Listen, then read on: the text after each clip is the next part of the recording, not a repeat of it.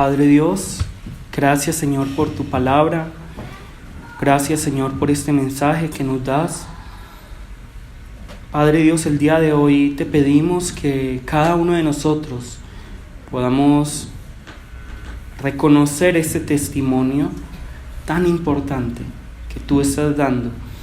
Y te pedimos, Señor, que en nosotros esté Jesucristo, que podamos creer en Jesús, todos los que estamos aquí, para vida eterna. Padre, llénanos de esa vida que tanto necesitamos todos los que estamos aquí.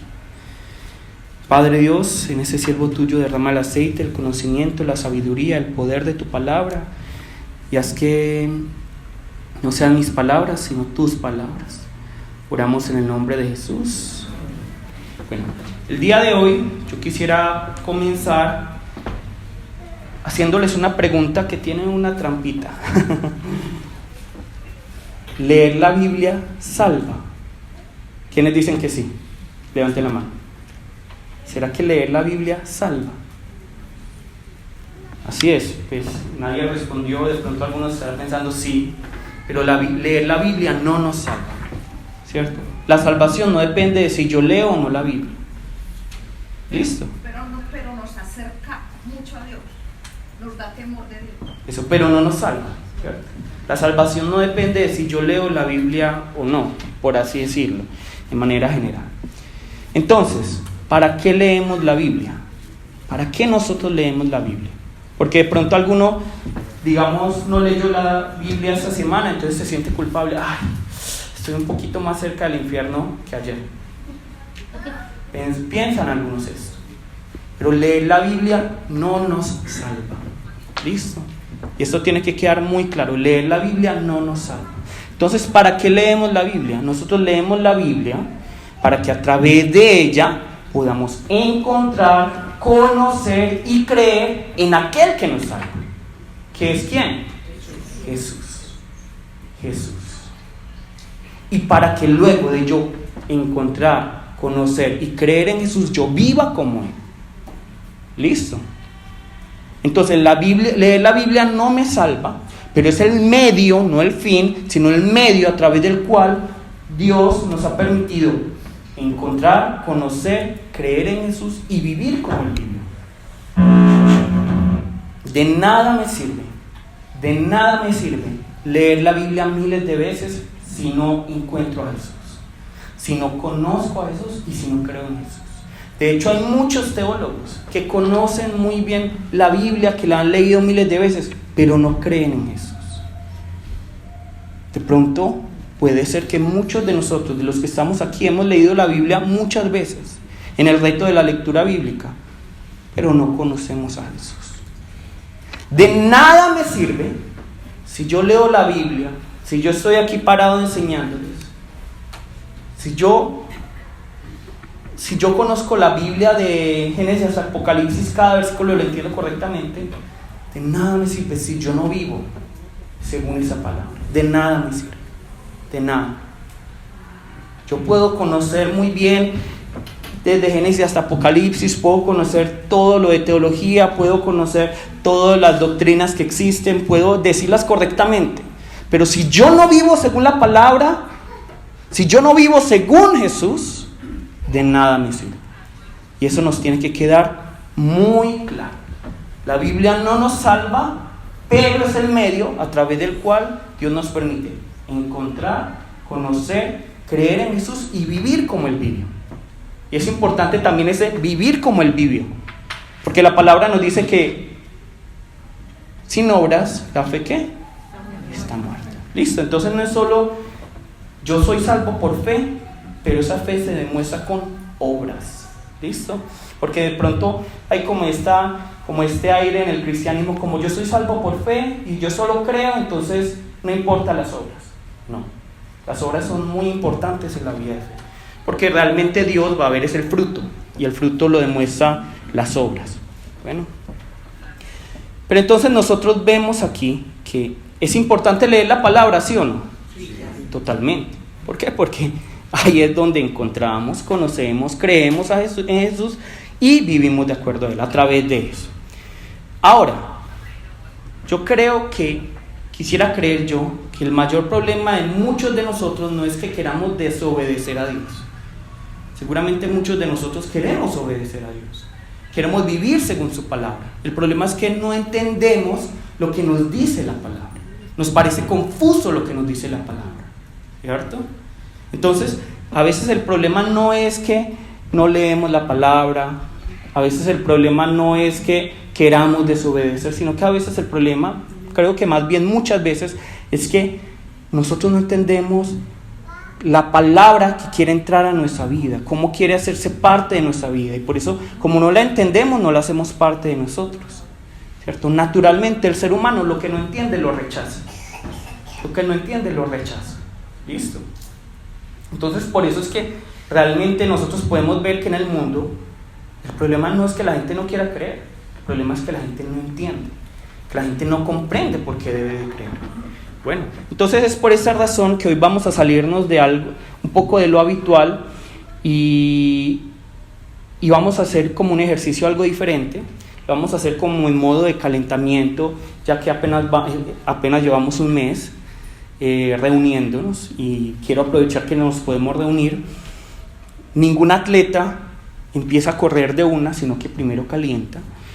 Entonces vamos como a calentar, pero lo que más quiero a través de la predicación de hoy, o más bien el estudio de hoy, es que cada uno aprenda cómo tomar significativamente la palabra para su vida.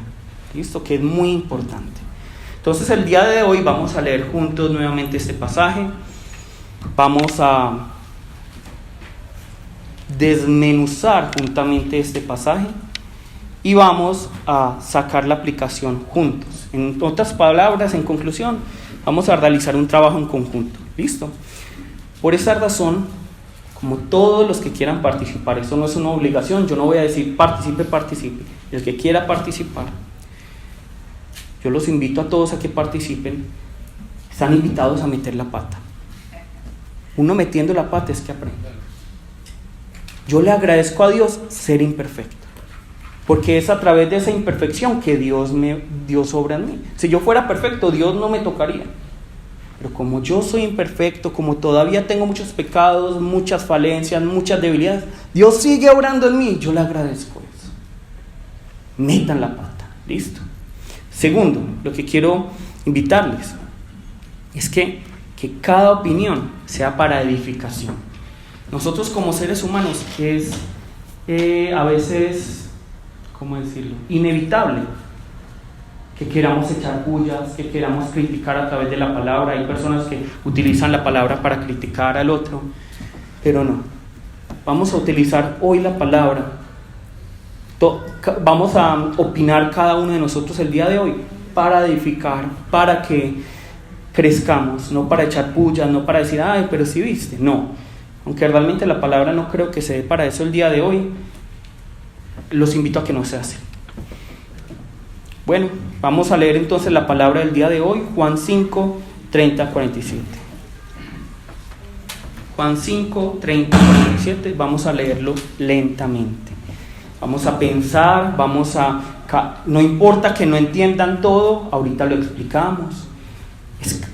Hoy lo que vamos a hacer es algo muy básico, y es, digamos que lo básico como yo prepararía, digamos, un sermón, pero es muy básico, ¿cierto? Obviamente a mí me toca buscar, escudriñar un poco más. Bueno, Juan 5, 30, 47. No puedo yo hacer nada por mí mismo. Según oigo, así juzgo, y mi juicio es justo, porque no busco mi voluntad, sino la voluntad del que me envió, la del Padre.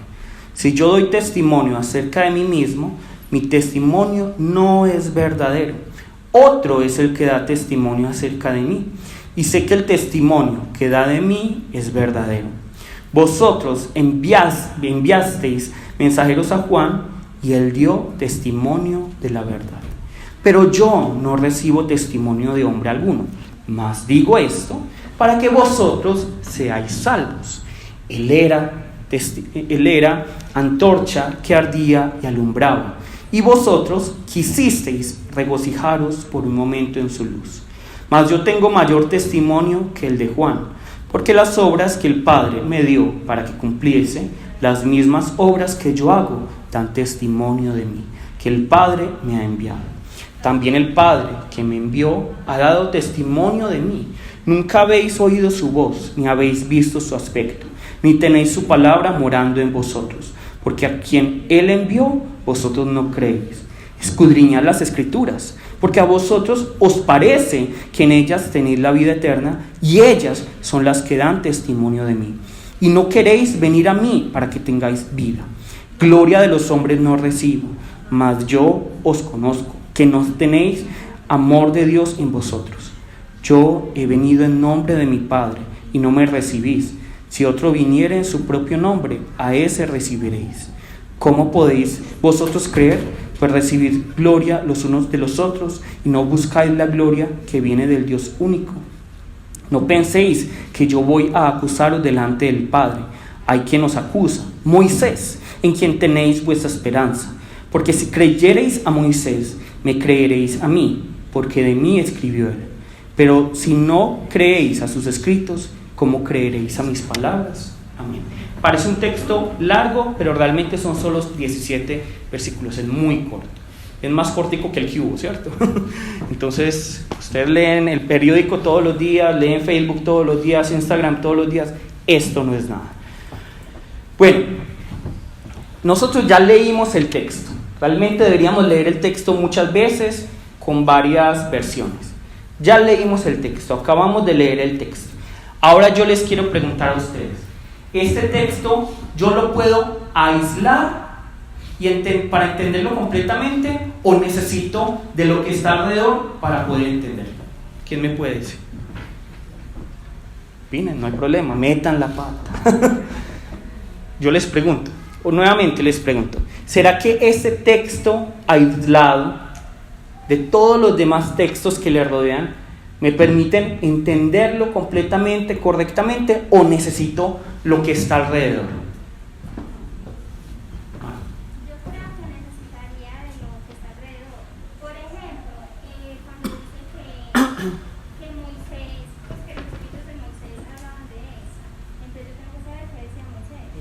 Exactamente, ¿cierto? Muy bien, Marta.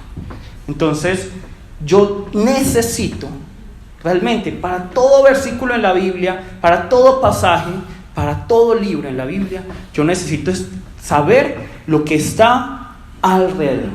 Entonces, para entender lo que está en Juan 5, 30 al 47, yo debo saber ¿qué? Lo que está en Juan 5, ¿cierto? Desde el 1. Debo saber todo lo que se me está diciendo, porque Juan 5, 30 al 47 viene de un discurso, viene de una motivación, viene de una respuesta por parte de Jesús hacia ¿quiénes? Los judíos. Entonces miren, si yo no entiendo eso, no voy a entender el texto. ¿Listo? Segundo, debo entender no solo lo que me dice Juan 5, sino todo el Evangelio de Juan, para poder entender qué es lo que Juan me quiere decir. Porque Juan tiene un propósito. Juan tiene un propósito. De manera general. ¿Cuál es el propósito de una guerra? Ahora que estamos como en estas. ¿Cuál es el propósito de una guerra? En general. No es la paz. Conquistar, destruir al enemigo. Vencer. Ese es el propósito. Ahora, si en medio de ese conquistar digamos la otra nación, yo puedo, digamos, hacer que mis enemigos me tengan temor, ganar más estatus financiero, ¿es bueno o no? Es bueno, pero ese es mi objetivo. No lo es. Mi objetivo final, en general, porque las guerras no son así de simples, en general es destruir al enemigo. Entonces yo no me puedo poner entonces voy a pensar en el enemigo, voy a pensar en los otros, voy a cuidar a esto. No, voy a destruirlo y a matarlo y voy a ganar ese terreno. Ese es mi objetivo. De la misma manera, yo tengo que entender que dentro del Evangelio de Juan yo voy a encontrar muchos mensajes que van a ser beneficiosos para mi vida, para la vida de la comunidad, para la vida de la familia. Sin embargo, nunca puedo olvidar el propósito que el autor tenía desde un comienzo. Ese es el problema. Esa es la razón por la que muchas personas sacan de esto que se llama contexto los versículos, y de ahí es donde nacen: voy a matar en el nombre de Jesús, voy a hacer guerra en el nombre de Jesús. ¿Por qué sacan un versículo de contexto? Yo les encuentro un versículo que diga: vayan a la guerra, maten al enemigo. Lo encontramos fácil si lo saco de contexto. Puedo sacar de contexto que ustedes todos me deberían traer la plata a mis pies, y sacarlo de contexto y decir: siembren aquí en la tierra para que en el reino de los cielos Dios les dé más. Que Dios quiere que nosotros seamos ricos, saludables, que no nos pase nada en este mundo. Se los puedo sacar fácilmente, es lo más fácil del mundo. Pero nosotros tenemos que ser muy juiciosos con la palabra, porque eso se convierte también en un abuso espiritual. La palabra, nosotros vamos a ver, hay muchas iglesias donde se abusa espiritualmente de la gente, porque se saca la palabra de contexto. ¿Listo? Esto es muy peligroso. Yo sé que hay personas que no entienden qué significa la palabra contexto, entonces les voy a mostrar esta imagen.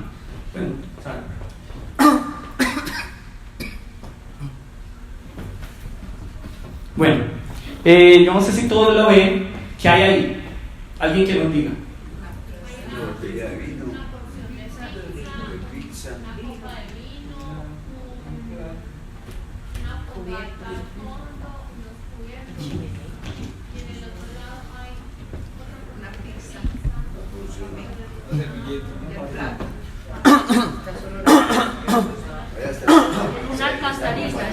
Bueno, ustedes van a ver que hay dos pizzas. La misma pizza, incluso con las mismas rodajas de pepperoni, para que los que les gusta el pepperoni con queso, ¿cierto? Hay dos pizzas. ¿Ustedes se comerían esta pizza? ¿Por qué? Si es la misma pizza. Es el contexto, lo que le rodea, lo que me hace comer o no esta pizza. Eso es un contexto. Por eso aquí dicen, en español diría: el contexto es importante. El contexto es importante. ¿Listo? Entonces, miren, yo me comería esa pizza feliz. Esta pizza no me la comería. No me la comería. ¿Por qué? Por el contexto, lo que le rodea. ¿Listo? Entonces, esto es lo mismo. El contexto de un texto, ¿cierto?, de un pasaje, es lo que me permite saber si realmente puedo tomar esto o no debo tomar esto, ¿cierto? Es lo que me permite saber todo, ¿cierto? Todo lo que está alrededor de esa pizza, ¿cierto? Imagínense que yo, muy mala clase, cojo esa pizza y un día los invito a comer y se las doy a ustedes. ¿Ustedes se la comerían? ¿Sí o no? Sí. ¿Pero qué les daría rabia? Que luego yo les diga el contexto. Que yo luego, no, es que, ¿sabes qué? Es que no tenía plata, lo recogía y estaba en el piso. ¿Daría rabia? Es la misma rabia que a mí me da cuando varios pastores vienen, sacan de contexto un versículo y se los dan a la comunidad. Coman que esto es palabra de Dios. Y es una pizza. Pero no es lo correcto. No es lo correcto. Entonces, cuando me dicen, no, es que Dios decreta, eso no está en la palabra. Yo decreto bendición para mi vida. ¿Cuántas veces Pablo dijo eso? ¿Cuántas veces Esteban dijo eso? Es que si me llega algo malo es porque tengo una maldición en mi vida. Esteban entonces era el peor de todos. El peor. Y sobre todo Jesús tenía la maldición de Dios. ¿Listo? No es así. Bueno. Ahora, ya entendemos que el contexto es muy importante. ¿Listo? Vamos a quitar la imagen, por favor. Y esta es una realidad en todas las cosas de la vida, ¿cierto? Y sobre todo en la palabra, pero quiero invitarlos siempre por eso. Cuando estén peleando, cuando estén hablando con una persona, vean el contexto de lo que se está hablando. ¿Listo? Es muy importante. Nosotros condenamos, juzgamos muy fácil, pero hay que ver el contexto. Bueno, Entonces, nosotros debemos escudriñar las Escrituras viendo su contexto, siempre viendo su contexto. Eso es algo muy importante y se los voy a repetir miles de veces, pero si yo saco de contexto un texto, ahí es donde empiezan esas guerras, la teología de la prosperidad, la gente abusada espiritualmente. ¿Listo? Bueno, entonces vamos a hacer el ejercicio con este texto que acabamos de leer. ¿Cuál es el contexto inmediato? ¿Qué es lo que está más cerca? ¿Quién me puede decir? ¿Qué es lo más que está más cerca de este texto que me diga el contexto de lo que está pasando aquí es esto? Que había sido sanado el paralítico de Bethesda y estaban acusando a Jesús de que él no guardaba el día de reposo. Entonces, nosotros vamos a ver que el contexto inmediato, lo más cercano, es que todo lo que está en el capítulo 5. Si yo no leo lo que está en el capítulo 5 completamente, no voy a entender lo que me dice el versículo 30 al 47. Entonces, el versículo 30 al 47 es una respuesta de Jesús. Perdón. Es una respuesta de Jesús. ¿Hacia quiénes? ¿Hacia quiénes? Hacia los judíos. Vamos a buscar Juan 5:18.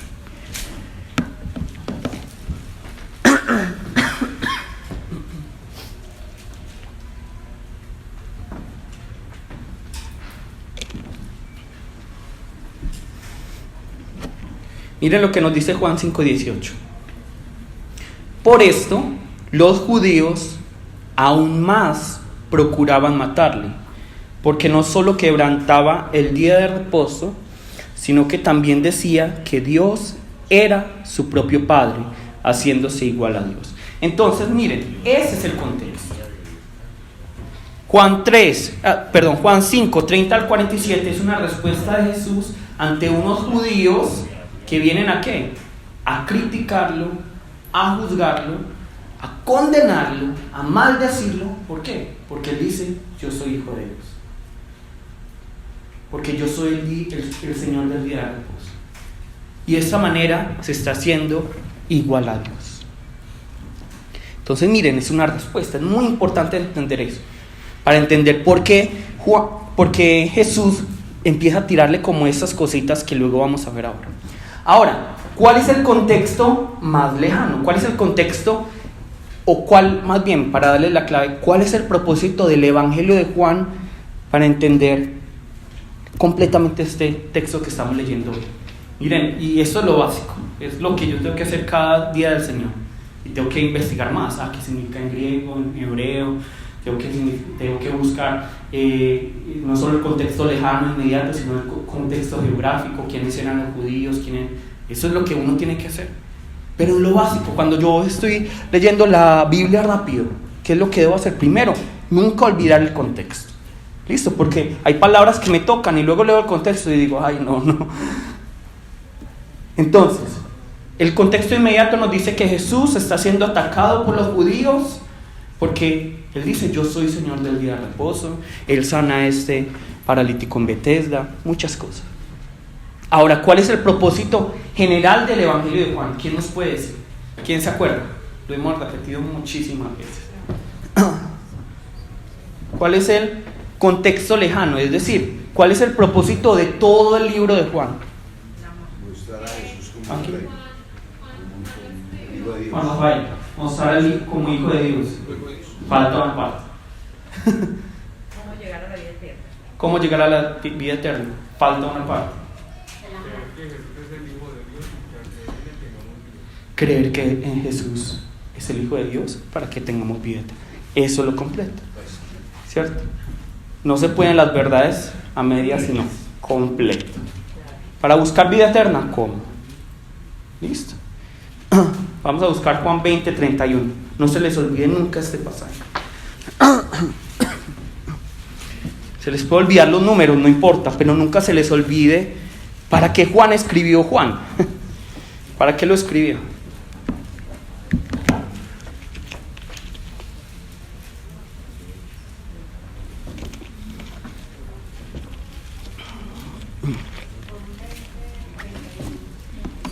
Juan 20:31.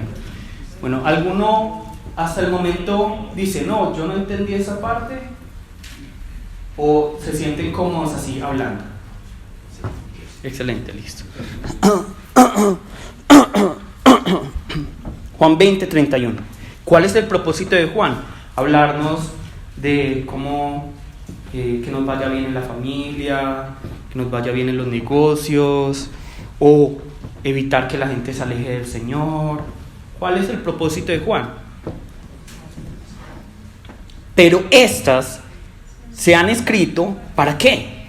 Para que creáis que Jesús es el Cristo, el Hijo de Dios, y para que creyendo tengáis vida en su nombre. Aquí la palabra nos está diciendo que el propósito de Juan es que nosotros ¿qué? Creamos en el Hijo de Dios para que finalmente ¿qué? Tengamos vida eterna.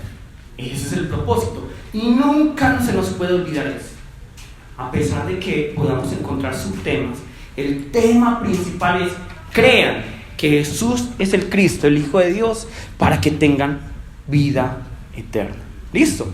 Bueno, entonces vemos aquí, nunca se nos puede olvidar esto, que Juan nos está diciendo: yo escribo esto con esta razón.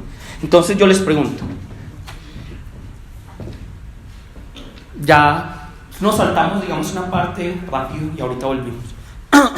¿Cuál es la primera aplicación de Juan 5, 30, 47? ¿Cuál es la primera aplicación? ¿Cuál es la invitación de Juan 5, 30, 47? ¿Cuál es la invitación para nosotros? No. Nunca olviden el propósito general.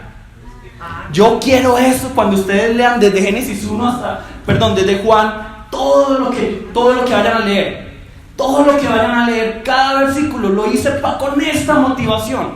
¿Cuál es? Que creamos que Jesús es el Cristo, el Hijo del Dios viviente, ¿cierto? Y para que creyendo tengamos vida en su nombre. ¿Listo? Entonces, ¿cuál es el propósito de Juan 5, 30 y 47? Que creamos que Jesús es el Cristo, el Hijo de Dios, para que creyendo tengamos vida eterna. ¿Cuál es el propósito del versículo 30? ¿Para qué? Nunca se nos puede olvidar. Cada vez que ustedes lean Juan, siempre tienen que tener esto en mente.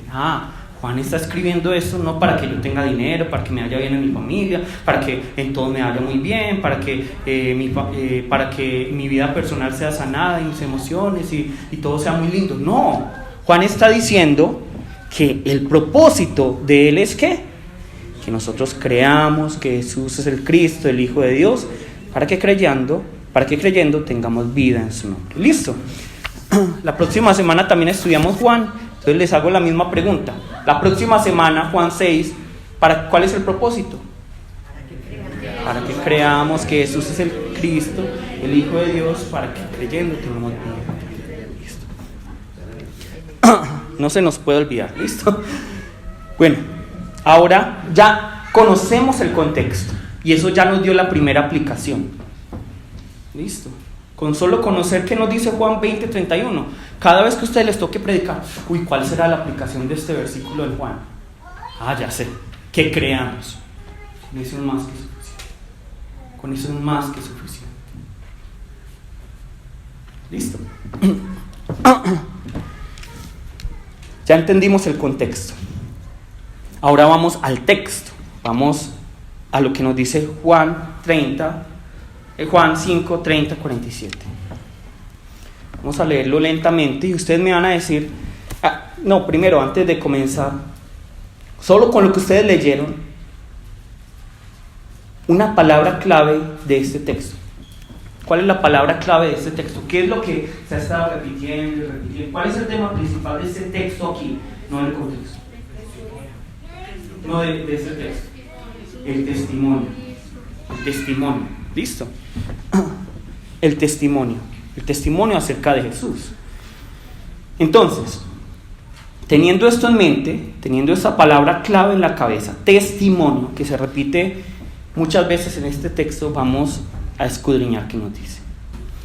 No puedo yo hacer nada por mí mismo, según oigo, así juzgo, y mi juicio es justo, porque no busco mi voluntad, sino la voluntad del que me envió, la del Padre. Entonces aquí Jesús nos está diciendo que Él no obra por sí mismo, que Él no se mueve por sí mismo, que Él no habla por sí mismo, sino que Él todo lo que hace es por la revelación del Padre. Entonces todo lo que Él dice, todo lo que Él hace, finalmente está revelando ¿a quién? Al Padre. ¿Listo? Entonces, una pregunta. ¿Nosotros podemos decir que el Dios del Antiguo Testamento y Jesús son diferentes? No. De hecho, hay una secta y de hecho,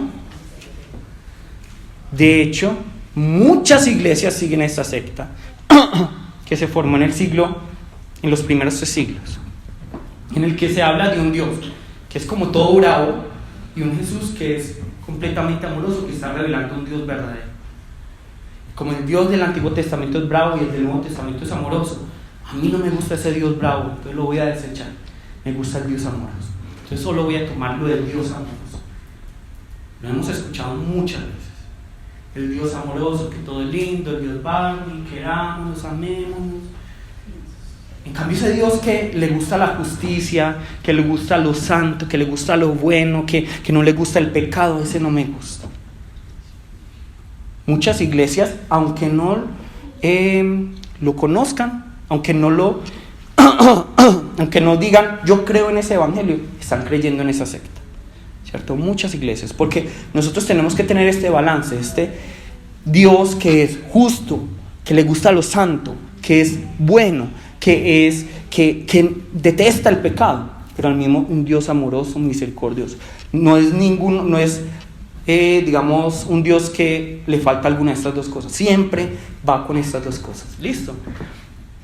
Hoy estamos en un mundo ya muy Barney. Entonces, cuando nosotros vemos a Jesús, vemos a un Jesús que refleja completamente ¿a quién? A Dios. Y por lo tanto, cuando nosotros vemos a Jesús lavándole los pies a los discípulos, ¿a quién tenemos que ver? Al Padre. Cuando yo veo a un Jesús sanando a un leproso, estando con las prostitutas, estando con los débiles, ¿a quién tengo que ver? Al Padre. Ahí está el Padre. El Padre no está Jesús, rápido, muévase. Yo no quiero estar con las prostitutas. No, Jesús no es así. Dios no es así. Y es como que dividimos así. El Padre es bravo, es un señor bravo, con barba y un manto largo, con barba blanca, bravo allá. Y Jesús es, Jesús, Padre, por favor, ámalos. No. ¿Quién fue el que envió a Jesús? El Padre. ¿Qué está reflejando Jesús? Al Padre. Entonces, ¿dónde está el Padre cuando Jesús está lavando los pies con las prostitutas, con los débiles? Allí está el Padre. Pero también cuando Jesús tumba las mesas de los cambistas, porque ustedes están convirtiendo este templo en casa de ladrones, ahí donde está también el Padre. Allí. ¿Listo? No puedo yo hacer nada por mí mismo, según oigo, así juzgo. Y mi juicio es justo, porque no busco mi voluntad, sino la voluntad del que me envió, la del Padre. Nadie más hace eso, solo Jesús. Ninguno aquí puede decir, es que yo perfectamente busco la voluntad del Padre. Ojalá lo hiciéramos. Nadie aquí lo ha hecho. Y nadie por nuestra debilidad lo hará, mucho menos yo. Versículo 31. Si yo doy testimonio acerca de mí mismo, mi testimonio no es verdadero. Otro es el que da testimonio acerca de mí, y sé que el testimonio que da de mí es verdadero. Bueno, esto es muy lógico, pero se nos olvida y no lo entendemos. Yo no sé, aquí hay 2 abogados. En un juicio yo puedo decir, es que mi testimonio es este y es totalmente cierto, tienen que creerme todos. No, se necesitan otras pruebas, se necesitan otros testigos. Jesús está diciendo, porque es que los judíos están diciendo aquí, es que Jesús está diciendo que Él es el Hijo de Dios y es un loco que con su propio testimonio está diciendo, con su propia imaginación está diciendo que es el Hijo de Dios. Pero Jesús dice, no. Jesús está diciendo, no. Yo estoy dando un testimonio, pero ese testimonio está comprobado por estas pruebas, por estos testigos. ¿Listo? Eso es lo que Jesús está diciendo. Es que es muy lógico y de pronto hay veces nos enredamos mucho, pero miren que Jesús es muy lógico. Pero yo no recibo testimonio de hombre alguno. Versículo 31. Si yo doy testimonio acerca de mí mismo, mi testimonio no es verdadero, ¿sí o no? Es totalmente cierto. Porque digamos, yo le robo a Juan, yo le robo algo a él, vamos al juicio y yo digo, es que yo no le robé. Y Juan me dice, pero si me robaste, no tenemos pruebas. ¿Qué va a decir el juez? No hay pruebas, ¿cierto? Es mi palabra contra su palabra, ¿cierto? Yo no sé cómo se manejará eso, ya sabrán más los abogados que yo. Pero entonces aquí Jesús nos está diciendo, yo no doy testimonio de mí mismo, hay alguien que da testimonio de mí, hay alguien que da testimonio de mí. Miren ese 32, otro es el que da testimonio acerca de mí. ¿Quién será ese otro? De pronto alguien sabe. Juan. ¿Quién más? El Espíritu Santo. ¿Quién más? Está en el texto. Listo, está en el texto. Bueno, entonces sigamos leyendo y el texto nos va diciendo. Versículo 33. Vosotros enviáis mensajeros a Juan y él dio testimonio de la verdad. Entonces vamos a ver que en Juan 1:19 los judíos mandaron, vamos a buscarlo más bien para que entendamos el contexto. Miren que Jesús no habla de la nada. Juan 1:19.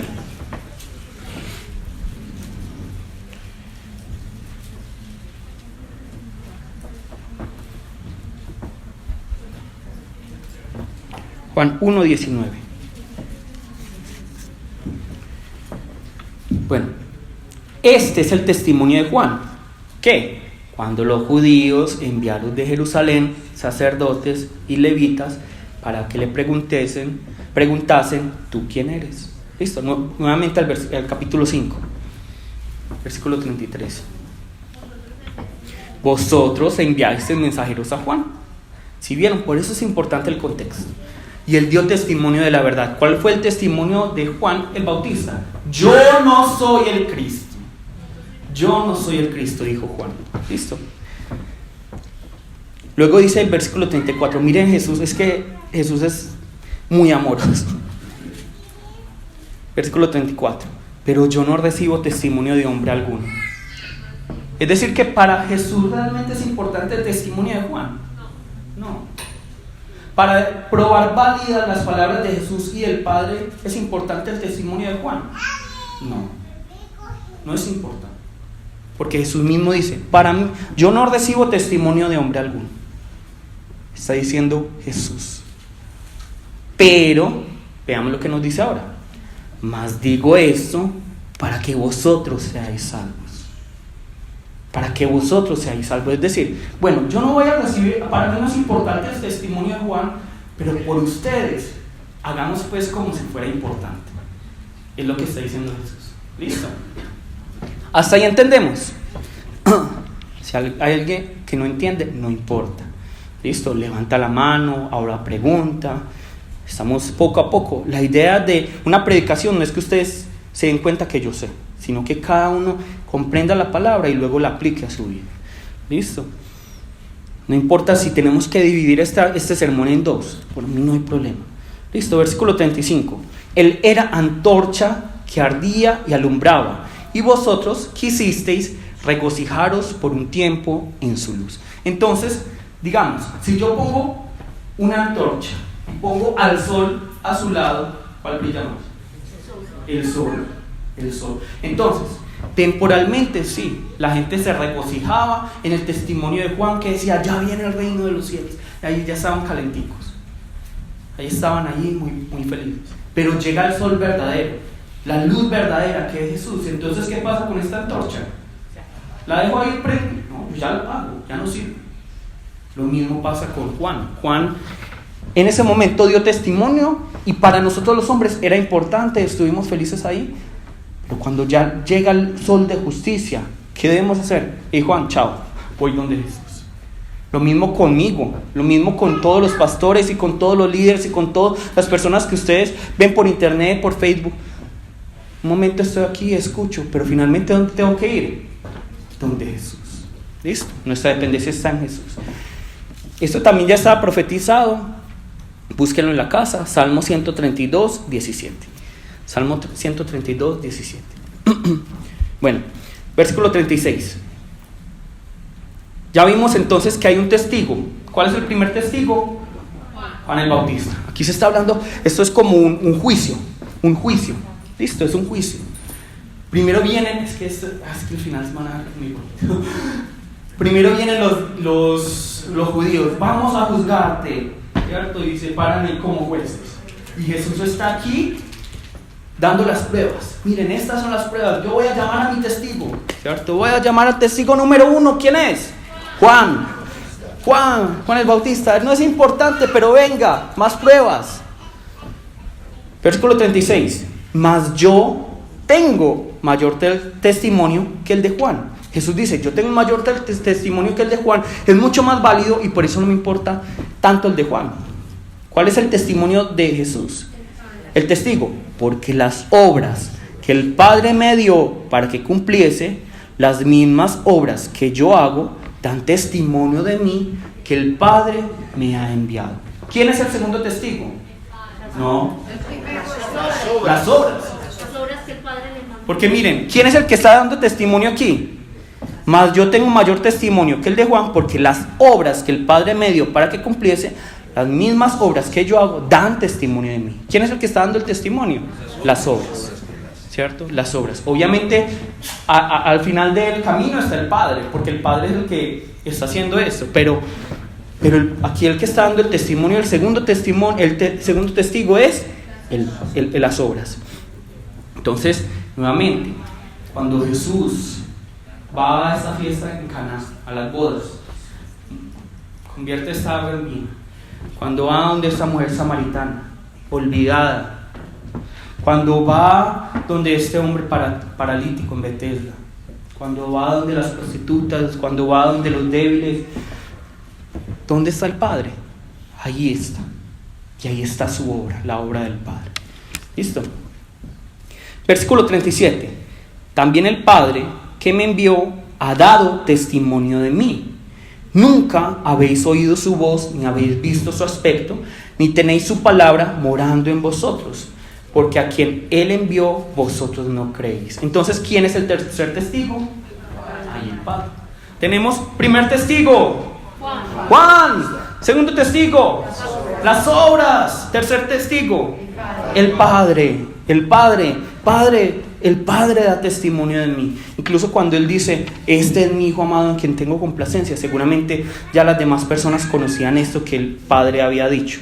¿Listo? Pero ¿qué dice Jesús? Jesús dice, miren, ustedes no escuchan el testimonio del Padre. ¿Por qué? Porque ustedes no lo han visto a Él, porque no creen en mí. Cuando ustedes crean en mí, van a escuchar el testimonio del Padre. Y de hecho eso habla primera de Juan. ¿Listo? Y ahora el versículo 39. Escudriñad las Escrituras, porque a vosotros os parece que en ellas tenéis la vida eterna, y ellas son las que dan testimonio de mí, y no queréis venir a mí para que tengáis vida. Listo, lo estamos haciendo muy básico. Aquí, entonces, ¿cuál es el cuarto testigo? La palabra, las Escrituras. Las Escrituras. Entonces, miren, son 4 testigos que están demostrando. Realmente hay muchos, en la Biblia vamos a encontrar muchos testimonios, pero testigos que están, ese es Jesús, ese es el Hijo de Dios, ese es el Hijo de Dios. Entonces, miren que finalmente vemos 4 testigos que están diciendo, crean en Él, crean en Él, crean en Él. ¿Cuál es el propósito de todo el libro de Juan? Crean que Él es el Cristo, el Hijo de Dios, para que tengan vida eterna.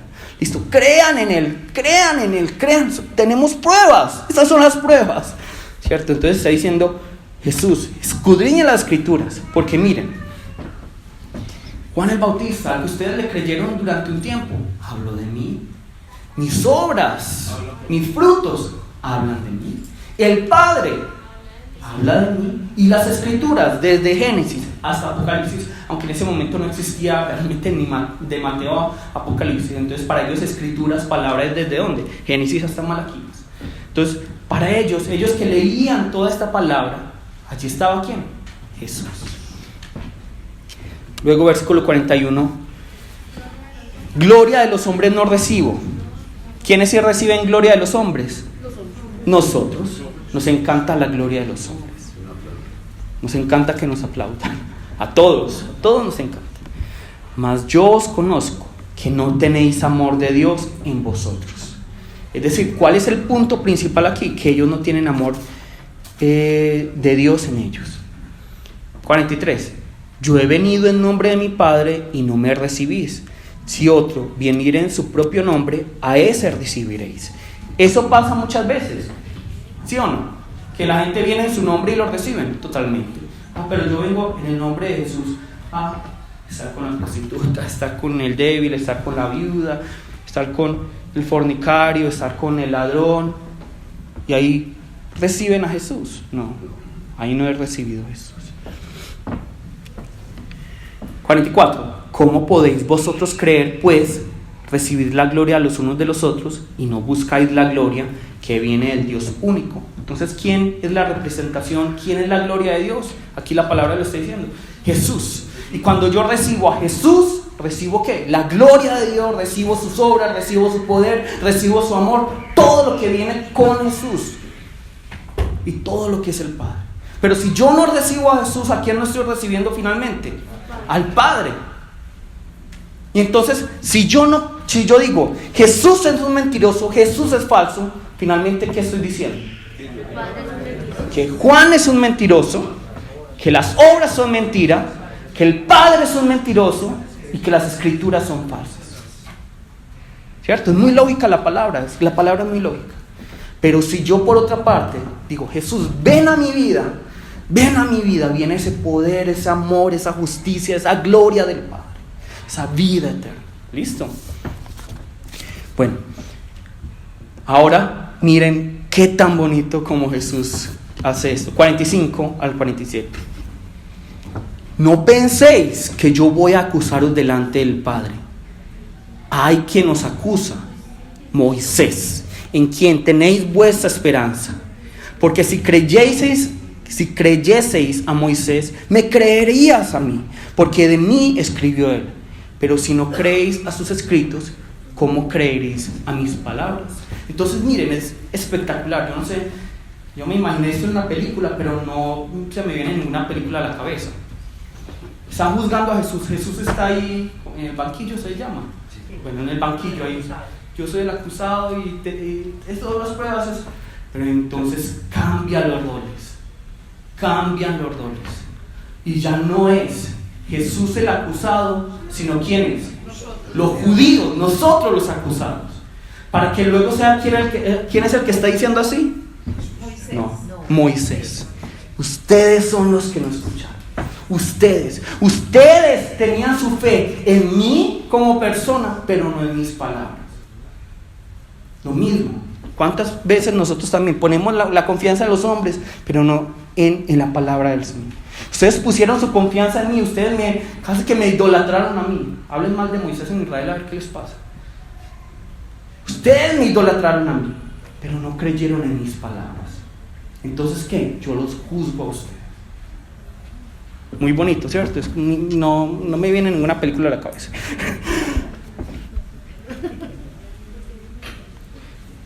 Entonces, sí, imaginen una novela mexicana. Tun, tun, turun, tun. Por allá en el fondo la música y ustedes fueron. Entonces, así es no hay que ver novelas, con la Biblia basta. Bueno, entonces vemos que hay 4 testigos. ¿Cuáles son los 4 testigos? Juan. Las obras de Jesús, el Padre y las Escrituras. Listo. La palabra nos dice que hay más testigos, nosotros también. Pero nosotros vemos aquí que estos son los 4 testigos que Jesús está mostrando, y finalmente esto demuestra que Él es el Hijo de Dios y que finalmente los que deben ser acusados son ¿quiénes? Los judíos, nosotros. ¿Listo? Ahora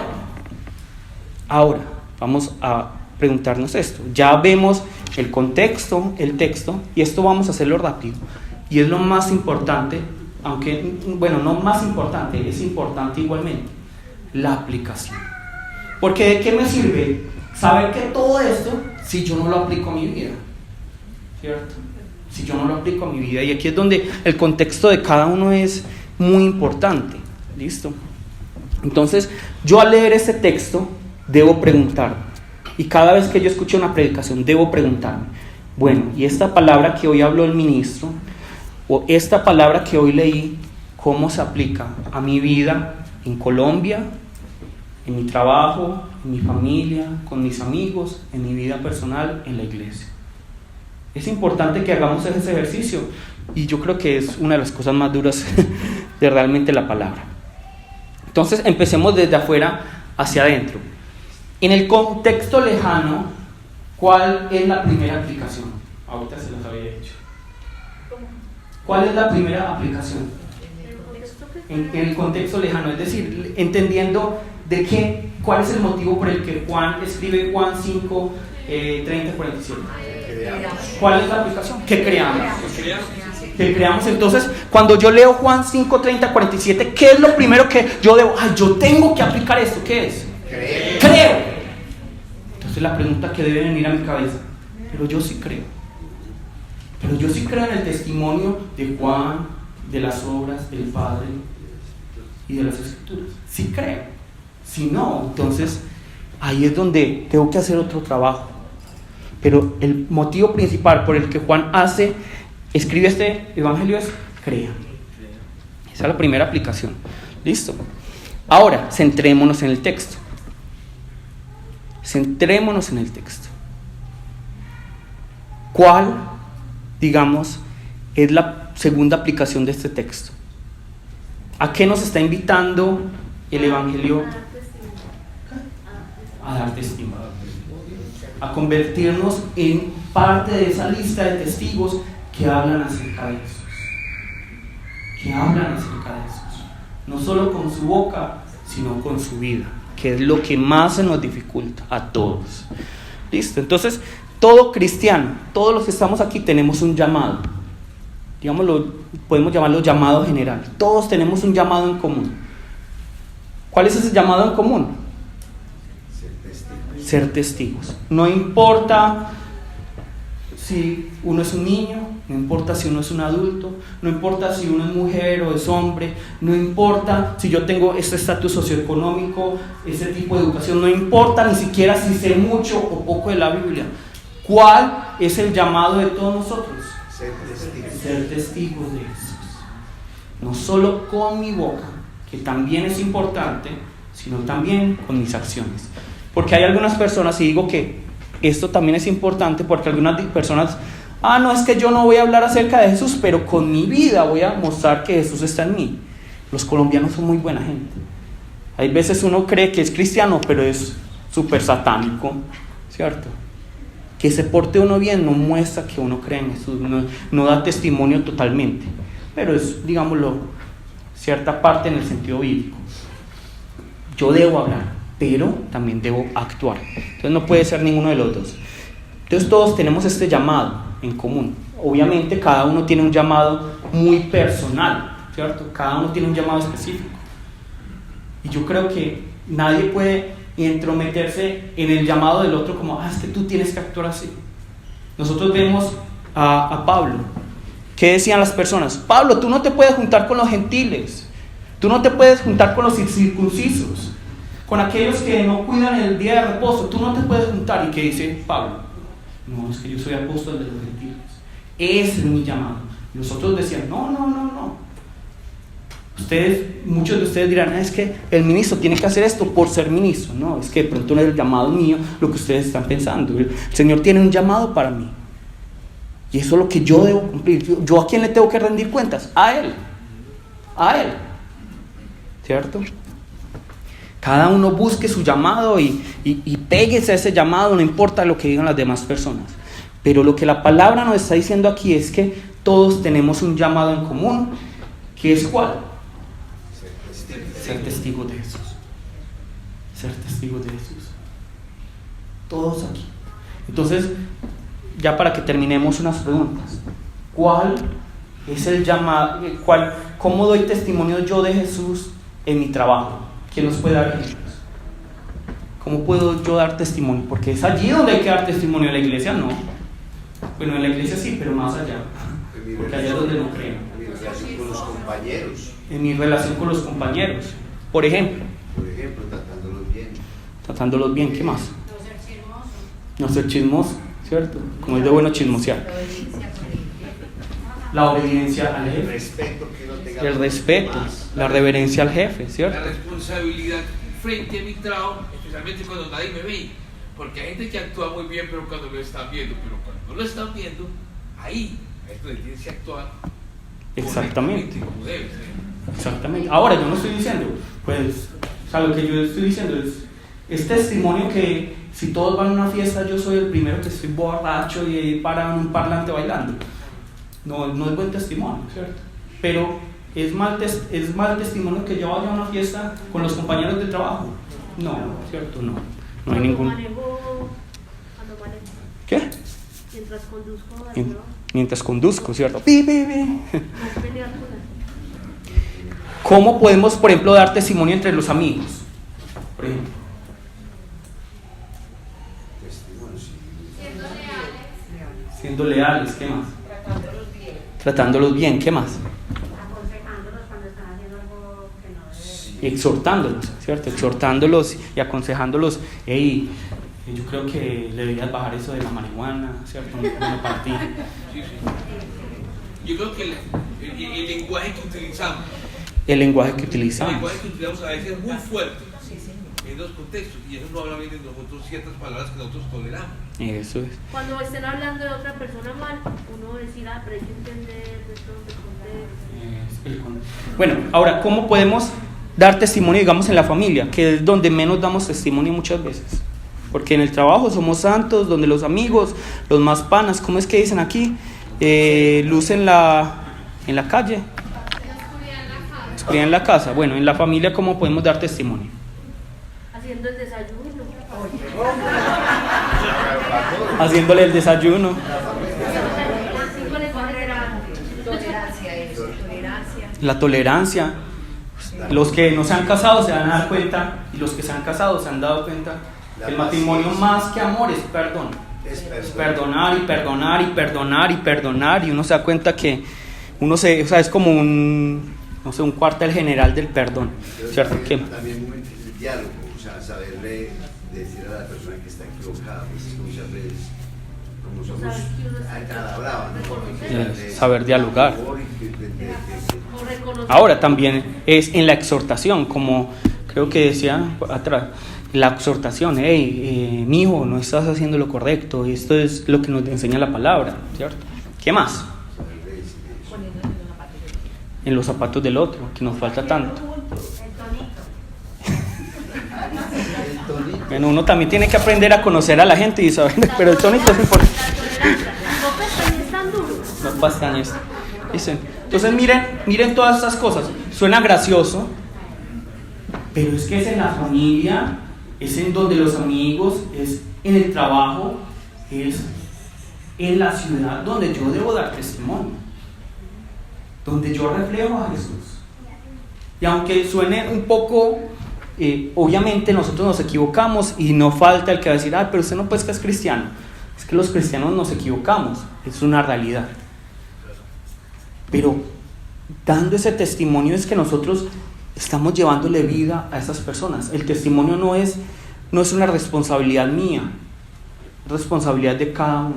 Cada uno es el que tiene que dar testimonio en su cotidianidad, con lo que pueda. Porque hay veces, como os digo, yo personalmente soy muy antipático y yo personalmente soy muy introvertido. A mí casi no me gusta estar como, vamos a una fiesta y vamos de rumba. Personalmente no me gusta. Pero ahí es donde hay que comprender al otro, donde yo me debo sacrificar, pero también el otro debería entender, es que a uno le gusta a la gente, a uno le gusta estar solo. Y también con ustedes. Por ejemplo, lo del tonito. Que obviamente cada uno tiene que hacer su esfuerzo con el tonito, pero hay veces, hay gente que habla así, se educó así, y uno que hace, pues hay que entender su contexto. Listo. Bueno, vamos a orar, cada uno con la aplicación que cada uno, el Señor le esté poniendo en su mente, en su corazón. Yo para dar testimonio en mi trabajo, en mi familia, debo hacer esto.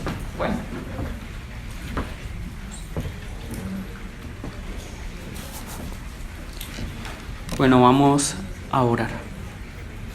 Primero, perdón, ¿qué les pareció la actividad de hoy, el ejercicio? ¿Cierto? Es buscar en la palabra, que la palabra se haga algo aplicado, algo de nosotros, y ver que la palabra no es complicada, antes es muy simple y nos quiere hablar. ¿Listo? De pronto nosotros le ponemos mucha teología, muchos sistemas, mucha doctrina, mucho pensamiento humano, pero no es así. ¿Listo? Bueno. Vemos más cercana, vemos la palabra más cercana, porque es que la digo más a mí, yo a veces lo veo como tan lejano, como tan cósmico, tan sagrado, entonces para mí también. Eso es. Listo. Vamos ahora.